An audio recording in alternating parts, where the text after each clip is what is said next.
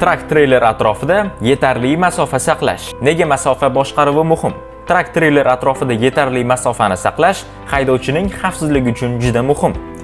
Old, orqa, yon, yuqori va pastki masofalar har doim nazorat ostida bo'lishi kerak.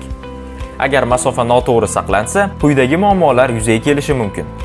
Baxtsiz hodisalar, orqadagi yoki yon tomondagi transport vositalari bilan to'qnashuv, past joylarda muammo, ko'prik yoki o't joylarda yetarli balandlik bo'lmasa, yuk mashinasi tiqilib qolishi, yo'lda qolib ketish, yo'lda chuqurliklar yoki notekis yuzalar bo'lsa, trak-treyler osilib qolishi yoki to'xtab qolishi mumkin. Harakatlanishda qiyinchilik, to'g'ri masofa saqlanmasa, burilishlar yoki yo'l sharoitlariga moslashish qiyin bo'ladi. Oldinda yetarli masofa saqlash. Trak-treyler oldidagi masofa eng muhim va nazorat qilish eng oson bo'lgan hududdir. 40 mph dan past tezlikda harakatlanayotganda har 10 fit uzunlik uchun kamida 1 soniya masofa qoldirish kerak. Tezlik oshganda to'xtash masofasi uzoqlashgani sababli qo'shimcha 1 soniya masofa qo'shish lozim. Oradagi masofani tekshirish uchun yo'l belgisi yoki ko'prik kabi doimiy obyektni tanlang. Oldingizdagi transport vositasi ushbu obyekt yonidan o'tganda sanashni boshlang. Siz ham shu obyektga yetib kelganingizda sanashni to'xtating.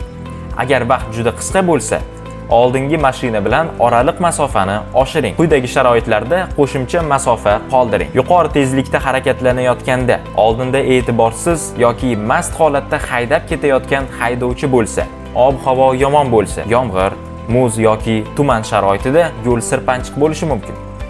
Og'ir yuk ortilgan bo'lsa, to'xtash masofasi ancha uzoqlashadi. Orqadan yaqinlashayotgan transport vositalariga qarshi harakatlar. Hech qachon orqangizdan yaqin kelayotgan haydovchiga keskin tormoz bosmang. Bu xavfli bo'lishi va yo'l harakati hodisasiga olib kelishi mumkin. Agar biron haydovchi orqangizdan juda yaqin kelayotgan bo'lsa, imkon bo'lsa o'ng tomonga o'tib, ularning o'tishiga imkon bering. Sekin-asta tezlikni pasaytiring. Bu ularga sizdan o'tib ketishga imkon beradi.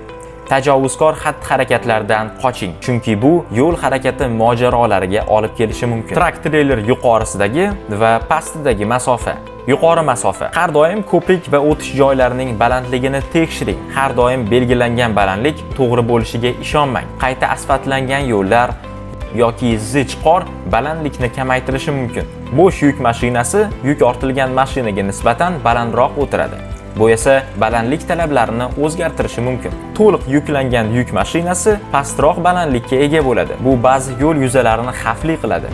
Yo'l chetlari, temir yo'l kesishmalari, tuproqli yo'llar va asfaltlanmagan joylar trak-treyler ostki qismini qoqib olishga yoki ilgak mexanizmini shikastlanishiga olib kelishi mumkin. Har doim sekin va ehtiyotkorlik bilan harakatlaning.